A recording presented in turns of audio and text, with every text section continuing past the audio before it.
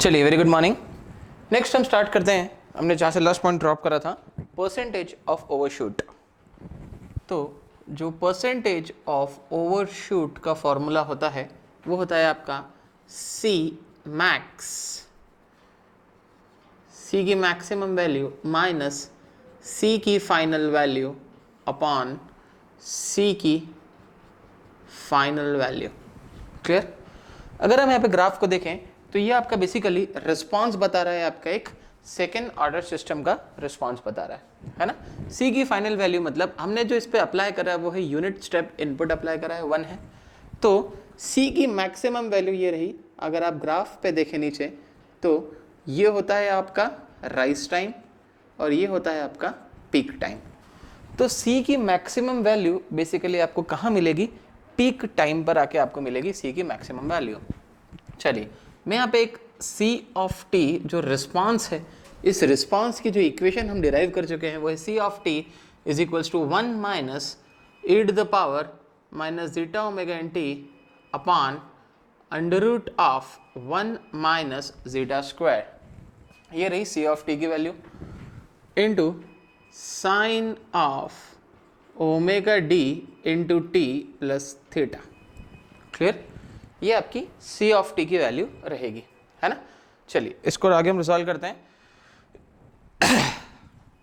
C of T is equals to 1 minus, आपकी जो time domain response है वो कहाँ मिलेगा?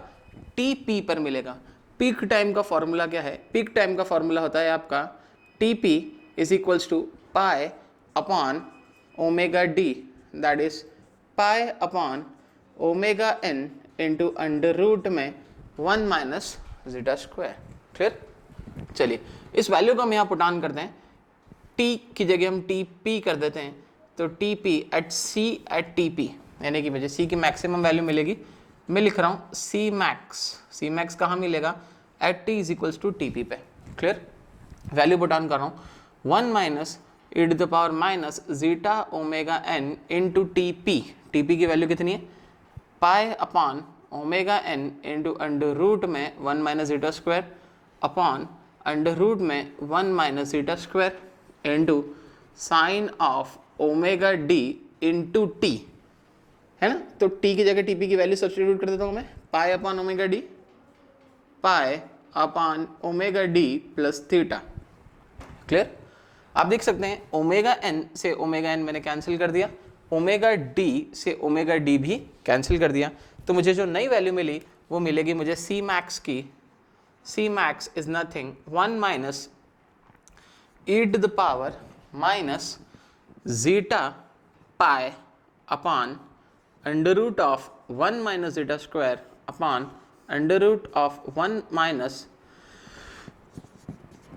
Zeta square into sine of pi plus theta. Sine 180 plus theta होता है माइनस साइन थीटा, ये माइनस साइन यहाँ पे आएगी। C max is equals to 1 plus E to the power minus pi zeta, clear, upon under root of 1 minus zeta square upon under root में 1 minus zeta square into sine theta. 180 minus theta is minus sine theta, वो minus ने इस यहाँ पर क्या कर दिया? Plus कर दिया। क्लियर? थोड़ी देर पहले हमने देखा था एक फॉर्मूला आपका थीटा इज इक्वल्स टू, कुछ इस तरीके से लिखा था आपने, theta is equals to tan inverse under root of 1 minus zeta square upon zeta. Clear? अगर हमें इसको एक ज्योमेट्रिकल रिप्रेजेंटेशन दें, बेसिकली ये थीटा होगा, tan थीटा क्या होता है? परपेंडिकुलर अपॉन बेस, तो ये होगा परपेंडिकुलर 1 माइनस जीटा स्क्वायर और ये होगा बेस थीटा। यहाँ से निकला होगा tan थीटा। अगर perpendicular under root of 1 minus zeta square है, बेस जीटा है, तो हाइपोटेनियस निकाल सकते हैं, H square is equals to P square plus B square.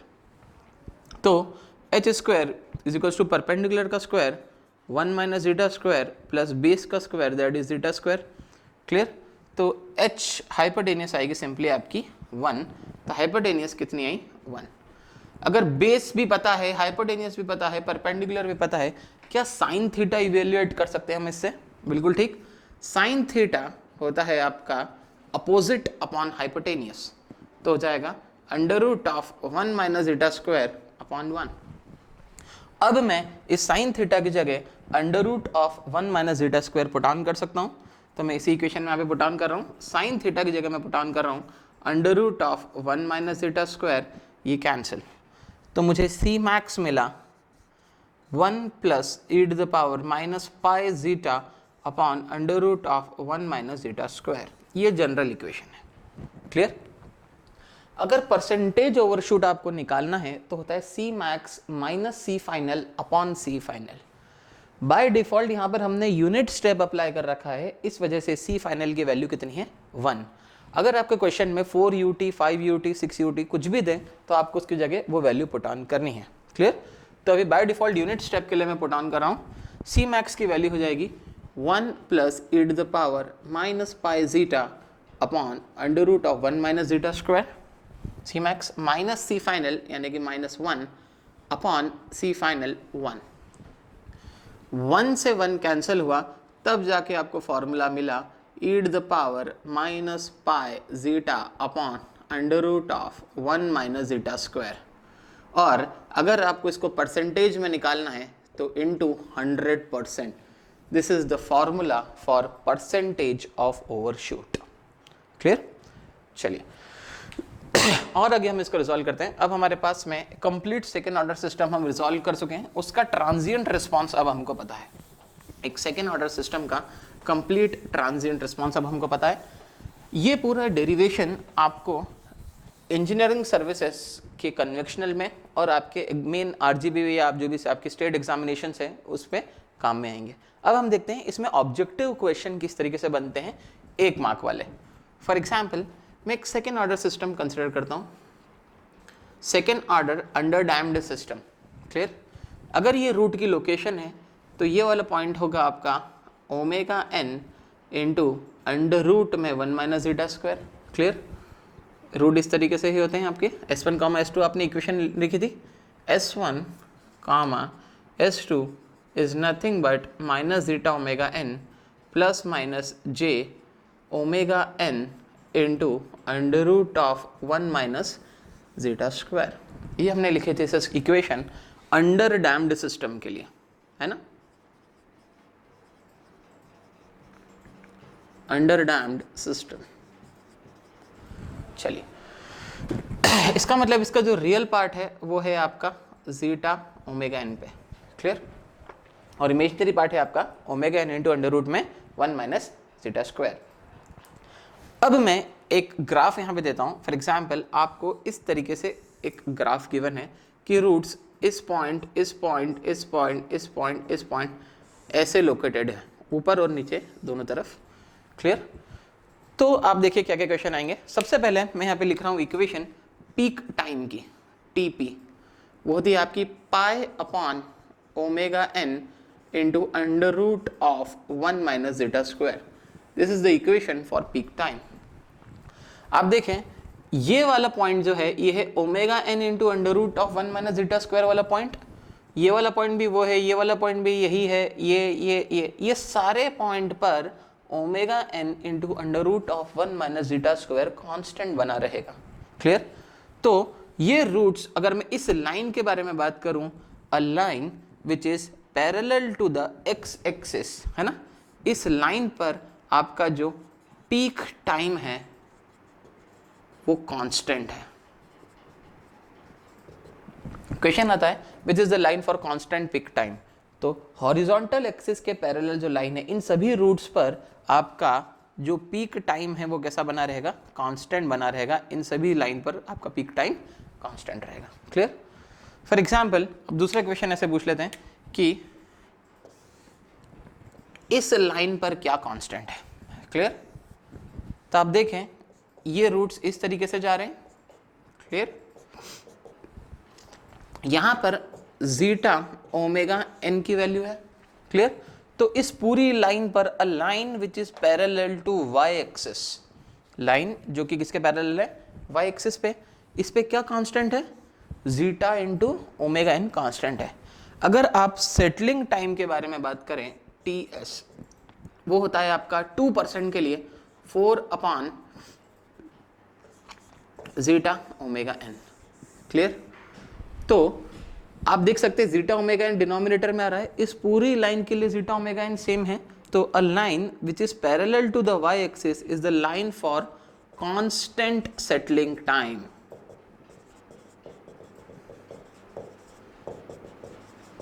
Clear? चलिए और आगे बढ़ते हैं। अगर मैं यहाँ पे बात करूं इस पर्टिकुलर रूट के बारे में बात करता हूं, ये है omega N into under root में 1 माइनस जीटा स्क्वायर, ये जीटा ओमेगा एन। एक लाइन में यहाँ पर ड्रॉ करना चाह रहा हूं इस तरीके से, रेडियल लाइन। क्लियर? ये परपेंडिकुलर हमको पता है, परपेंडिकुलर वैल्यू कितनी है, omega N into under root में 1 माइनस जीटा स्क्वायर, और ये वैल्यू कितनी है, ये है आपकी जीटा ओमेगा एन। क्लियर? तो आप H square is equals to P square plus B square से हाइपोटेनियस कैलकुलेट कर सकते हैं। मैं लिखता हूं यहाँ पे H square is equals to P square, perpendicular का square, omega square n into 1 minus zeta square plus B square that is zeta square omega square n. Clear? तब यहाँ पे देखिए आप, ये ओमेगा एन स्क्वायर अंदर जाएगा, ये जाएगा ओमेगा एन का square minus zeta square omega n square plus zeta square omega n का स्क्वायर। ये दोनों वैल्यू कैंसिल होगी, मतलब हाइपोटेनियस आएगा आपका ओमेगा एन।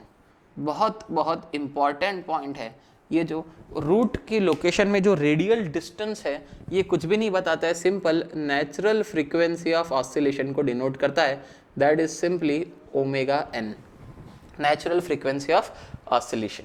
क्लियर? लास्ट और सबसे इंपॉर्टेंट पॉइंट, हम बार बार थीटा लिख रहे हैं, थीटा है क्या? दिस इज योर थीटा, जो हम यहाँ पे कैलकुलेट करेंगे ये है आपका थीटा। क्लियर? तो मैं यहाँ से एक्चुअली कॉस थीटा निकालना चाहता हूँ, है ना, कॉस थीटा। कॉस थीटा कुछ भी नहीं होता, कॉस थीटा होता है आपका बेस अपॉन हाइपोटेनियस। अगर बेस की आप बात करें तो बेस है आपका zeta omega n upon hypotenuse है आपकी ओमेगा एन। ओमेगा एन से ओमेगा एन कैंसिल, तो आपको अल्टीमेटली कॉस थीटा मिला इज नथिंग बट जीटा। तो थर्ड जो मैं सबसे इंपॉर्टेंट बात यहाँ पे बोल रहा था आपको, ये ऑब्जेक्टिव नंबर 1 बन सकता है, ये सेकंड, और थर्ड कुछ इस तरीके से होगा। ये लाइन किसको डिनोट कर रही है, ये लाइन की अगर मैं ड्रॉ करूँ तो आप देख सकते हैं इस पूरी लाइन के लिए थीटा कांस्टेंट है। थीटा कैसा है? कांस्टेंट। अगर इस पूरी लाइन के लिए थीटा कांस्टेंट है तो जीटा भी कैसा होगा? कांस्टेंट होगा। तो ये पूरी line is for constant zeta. Clear?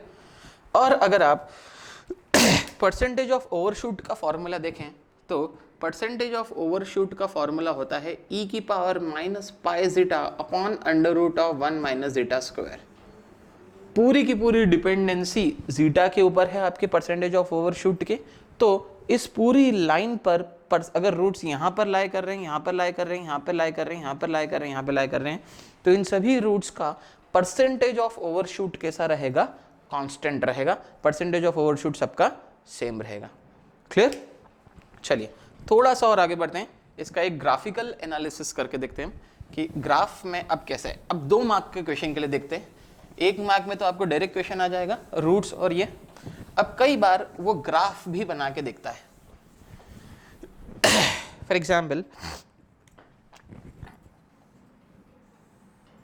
आपके रूट्स कुछ इस तरीके से वेरी कर रहे हैं, ये आ रही है। क्लियर? सिमिलरली नीचे भी it will be complex conjugate. मान लेता हूँ ये कुछ omega N into under root में 1 माइनस जीटा स्क्वायर की वैल्यू है, वो है। इस रूट की लोकेशन को मैं देता हूँ लोकेशन नंबर 1, इस रूट की लोकेशन को दे रहा हूँ लोकेशन नंबर 2, और ये रहेगा लोकेशन नंबर 3। क्लियर? मैं सिर्फ थोड़ा आसान हो जाए, ये रहा omega N into under root में 1 माइनस जीटा स्क्वायर, इससे बड़ी वैल्यू होगी कुछ ना कुछ omega N into omega n 1 under root में 1 माइनस जीटा 1 स्क्वायर, इससे बड़ी वैल्यू होगी omega n 2 into under root में 1 माइनस जीटा 2 स्क्वायर, इससे बड़ी वैल्यू होगी omega n 3 into under root में 1 माइनस जीटा स्क्वायर। तो ये बड़ी वैल्यूज की तरफ आप जा रहे हैं। क्लियर? तो अब इस पे हम कुछ चीज़ें रिजॉल्व करते हैं। एक बात तो हमको पता है, सबसे पहले पीक टाइम से हम देखते हैं, है ना। सबसे पहले पीक टाइम की इक्वेशन देखते हैं। पीक टाइम की इक्वेशन होती है आपकी pi upon omega N into under root में 1 माइनस जीटा स्क्वायर। क्लियर? तो पहले वाले के लिए, फिर दूसरे वाले के लिए omega N into under root में 1 माइनस जीटा स्क्वायर की वैल्यू बढ़ गई, तीसरे वाले के लिए omega N into under root में 1 माइनस जीटा स्क्वायर की वैल्यू और बढ़ गई। अगर omega N into under root of 1 minus zeta square की वैल्यू बढ़ रही है तो पीक टाइम जल्दी ऑकर होगा, है ना। अगर डिनोमिनेटर बढ़ रहा है तो ये वैल्यू क्या होगी, रिड्यूस होगी। क्लियर है। तो सबसे पहले पीक टाइम किसका आएगा, सबसे पहले थर्ड वाले का पीक टाइम आएगा, फिर उसके बाद सेकंड वाले का पीक टाइम आएगा, और उसके बाद फर्स्ट वाले का पीक टाइम आएगा। क्लियर। तो पीक टाइम की अगर बात करें टीपी, ये रहा आपका टीपी, तो पीक टाइम सबसे पहले थर्ड वाले का आएगा, उसके बाद सेकंड वाले का आएगा, और उसके बाद सबसे लास्ट में आपका फर्स्ट वाले का आएगा। राइज टाइम देखते हैं। राइज टाइम का फॉर्मूला होता है pi minus theta upon omega N into under root of 1 minus zeta square. Clear. आप देखें omega N into under root of 1 minus zeta square लगातार इंक्रीज हो रहा है। क्लियर। तो सबसे पहले राइज टाइम कौन अचीव करेगा, तो सबसे पहले राइज टाइम थर्ड वाला आपका अचीव करेगा, है ना, तीनों में से। उसके बाद सेकंड वाला अचीव करेगा, और उसके बाद फर्स्ट वाला अचीव करेगा। क्लियर। पीक टाइम हो गया, राइज टाइम हो गया। सेटलिंग टाइम के बारे में बात करते हैं। Settling time is represented by TS. Settling time होता है 4 upon zeta omega n. Clear. तो आप देख सकते हैं इस पूरी एक्सिस पर एक चीज तो कांस्टेंट है, वो क्या है आपका, जीटा ओमेगा एन। इस पूरी एक्सिस पर जीटा ओमेगा एन क्या है, कांस्टेंट है। तो फर्स्ट, सेकंड और थर्ड तीनों के सेटलिंग टाइम एक साथ ऑकर होंगे। तीनों का तीनों जो ग्राफ है वो आउटपुट पर सेटलिंग टाइम एक साथ रीच करेगा। क्लियर। चलिए और आगे बढ़ते हैं, चौथा पॉइंट भी रिजॉल्व करते हैं। Point number 4, cos theta is equals to zeta, है ना। अब आप देखें अगर थीटा की आप बात कर रहे हैं तो पहली बार में आपका ये रहा थीटा, दूसरी बार में ये रहा थीटा, तीसरी बार में ये रहा थीटा। क्लियर। तो आप देख सकते हैं यहाँ पर जो थीटा की वैल्यू है, थीटा लगातार बढ़ता जा रहा है। पहले वाले के लिए ये, दूसरे वाले के लिए, तीसरे वाले के लिए थीटा इंक्रीज हो रहा है। क्लियर। अगर मैं यहाँ पे लिखूँ cos 0 होता है 1। क्लियर। सिमिलरली cos 90 होता है मेरा 0। क्लियर। तो जैसे जैसे थीटा बढ़ेगा, है ना, जैसे जैसे थीटा बढ़ेगा जीटा की वैल्यू क्या होती जाएगी, रिड्यूस हो रही है, 1 से लेके 0 तक आ रही है। तो थीटा की वैल्यू आप देख सकते हैं जैसे जैसे थीटा बढ़ रहा है, थीटा जैसे जैसे बढ़ रहा है, ये जो जीटा है, जीटा धीरे धीरे धीरे डिक्रीज होता जा रहा है। क्लियर। तो जीटा की वैल्यू जैसे जैसे डिक्रीज होते जा रही है, आपका परसेंटेज ऑफ ओवरशूट बढ़ेंगे। क्लियर। जैसे जैसे जीटा की वैल्यू आपकी रिड्यूस होती जाएगी, परसेंटेज ऑफ ओवरशूट के होते जाएंगे, बढ़ते जाएंगे, क्योंकि डैम्पिंग कम हो रही है। अब देखें जीटा इक्वल टू 0 अनडैम्प्ड आया, फिर जीटा की वैल्यू आपने 0 से बढ़ा दी तो थोड़ा सा डैम्पिंग आया, फिर जीटा की वैल्यू 1 कर दी तो कुछ भी डैम्प नहीं आया, इसको क्रिटिकली डैम्प्ड बोल दिया। तो जैसे जैसे जीटा कम हो रहा है परसेंटेज ऑफ ओवरशूट बढ़ते जाएंगे। तो आप देख सकते हैं सबसे कम थीटा आपका इसमें है, फिर सबसे ज़्यादा थीटा थर्ड वाले में, सबसे ज़्यादा थीटा किसमें, थर्ड वाले में। और अगर थीटा की वैल्यू सबसे ज़्यादा थर्ड वाले में है तो सबसे ज़्यादा परसेंटेज ऑफ ओवरशूट, है ना। आप यहाँ से जीटा की वैल्यू से रिजॉल्व कर सकते हैं। जैसे जैसे थीटा की वैल्यू आपकी इंक्रीज हो रही है, आपकी जीटा की वैल्यू क्या होती जा रही है, रिड्यूस होते जा रही है। तो सबसे कम जीटा होगा थर्ड वाले में, उसके बाद सेकंड वाले में, और उसके बाद फर्स्ट वाले में। क्लियर। तो इसको थोड़ा सा अब हम देख लेते हैं, इसका एनालिसिस कर लेते हैं बोर्ड पे।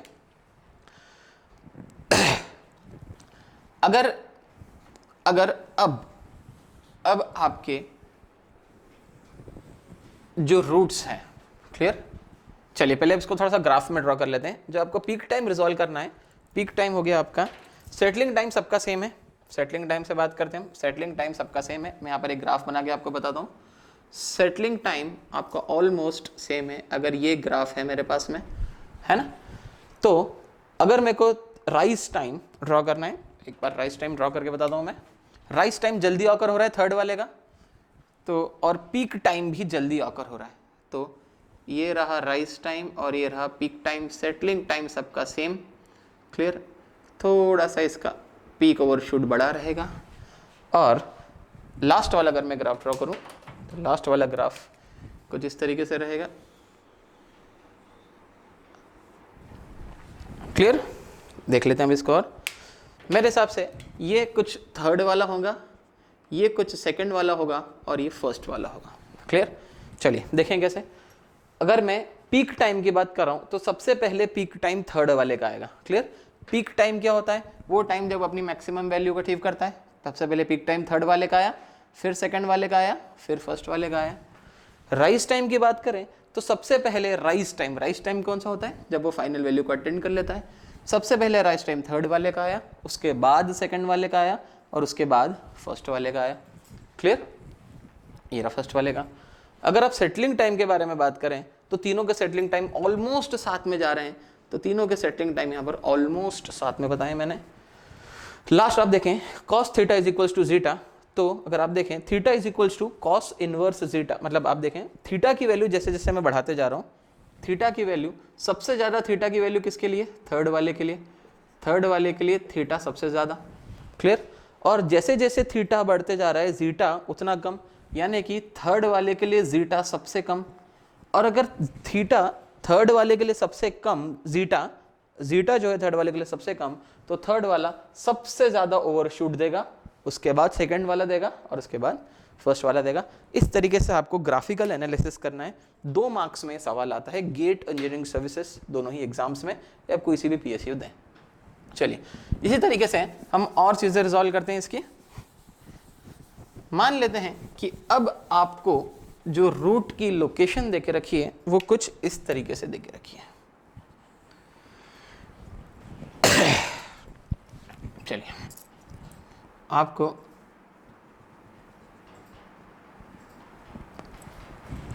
जो आपको रूट्स की लोकेशन देके रखी है वो, चलिए पहले इसको देख लेते हैं, वो कुछ इस तरीके से देके रखी है। क्लियर?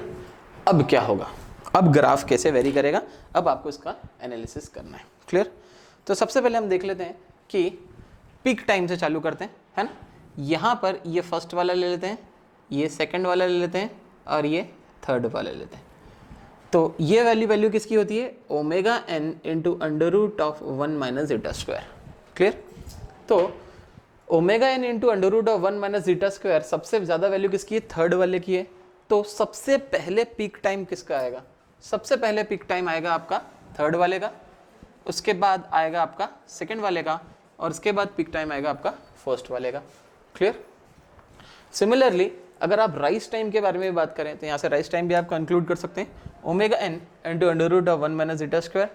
तो सबसे पहले राइज टाइम आएगा आपका थर्ड वाले का, उसके बाद राइज टाइम आएगा आपका सेकंड वाले का और उसके बाद राइज टाइम आएगा आपका फर्स्ट वाले का।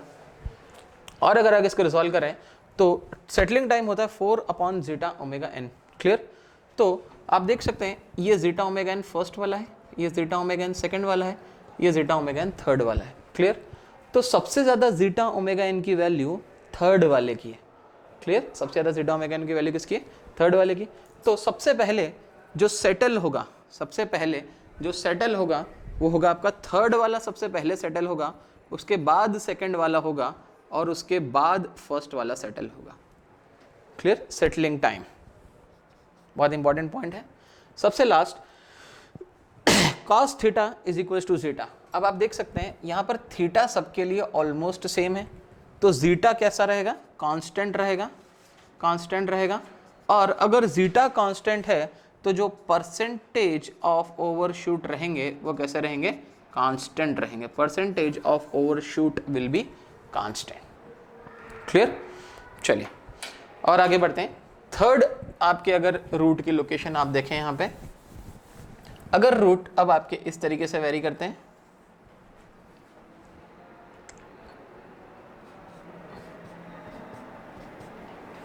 इस डायरेक्शन में मान लेते हैं अब रूट्स पढ़ रहे हैं। क्लियर? एक नया एनालिसिस करते हैं इसके लिए।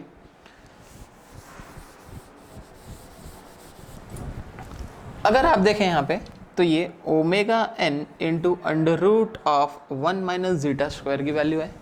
क्लियर? ये आपकी जीटा ओमेगा एन की वैल्यू है, ये भी आपकी जीटा ओमेगा एन में जीटा ओमेगा एन 1 बोल देता हूँ, ये 1 वाला है, ये कुछ 2 वाला है और ये कुछ 3 वाला है। Clear? First, second and third. चलिए और आगे बढ़ते हैं, फर्स्ट, सेकेंड एंड थर्ड। अब जीटा ओमेगा एन कंटिन्यूसली की वैल्यूज़ की बढ़ती जा रही है। तो अगर आप देखें तो सबसे पहले जो सेटल होगा वो थर्ड वाला सेटल होगा, उसके बाद में आपका जो सेटल होगा वो होगा सेकेंड वाला सेटल होगा, और सबसे लास्ट में जो सेटल होगा वो कौन सा होगा? आपका फर्स्ट वाला सेटल होगा। क्लियर? पीक टाइम देखें, पीक टाइम होता है pi upon omega N into under root में 1 माइनस जीटा स्क्वायर। तो omega N into under root में 1 minus zeta square is almost constant. Clear? तो आपका TP is constant for 1, 2nd and 3rd, for first, second and third। TP आपका constant बना रहेगा तीनों के लिए, फर्स्ट, सेकेंड एंड थर्ड के लिए। अगर आप राइज टाइम के बारे में बात करें, राइज टाइम देखते हैं अपन, थोड़ा सा इंपॉर्टेंट है। Omega N into under root of 1 minus zeta square is constant. Clear? पर थीटा थोड़ा इंपॉर्टेंट फैक्टर है यहाँ पे। अगर हम यहाँ पे देखें, ये आपका पहले वाले के लिए थीटा है, ये आपका दूसरे वाले के लिए थीटा है, ये आपका तीसरे वाले के लिए थीटा है। तो अगर अब आप यहाँ पे ध्यान से देखें तो थीटा की वैल्यू पहले ये थी, बाद में ये थी, फिर ये हो गई, तो थीटा की वैल्यू रिड्यूस हो रही है। थीटा की वैल्यू कैसी हो रही है? रिड्यूस हो रही है। क्लियर? पीक टाइम आपका कांस्टेंट है, omega N into under root of 1 minus zeta square is a constant value. Theta कम हो रहा है तो राइज टाइम भी कैसा होगा? राइज टाइम भी धीरे धीरे क्या होता जाएगा? आपका रिड्यूस होता जाएगा। क्लियर?